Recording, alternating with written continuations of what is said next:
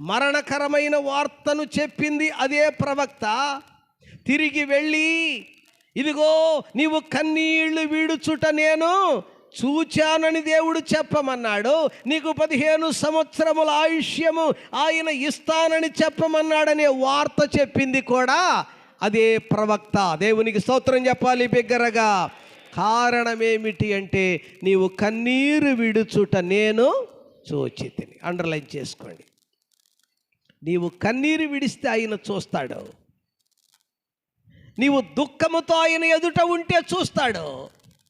ఆయన బలిపీఠము దగ్గర కన్నీరు విడుచుచూ ఉంటే, దుఃఖముతో యాచనలు చేస్తూ ఉంటే, ప్రార్థన చేస్తూ ఉంటే, నీవే పరిస్థితుల్లో ఉన్నావో చెప్పుకుంటే, నీ అవసరత చెప్పుకుంటే, నీ కష్టము చెప్పుకుంటే, నీ బాధను చెప్పుకుంటే చూస్తాడు, విడుదలనిస్తాడు. చపలగొడి దేవునికి స్తోత్రం చెప్పి బిగ్గరగా.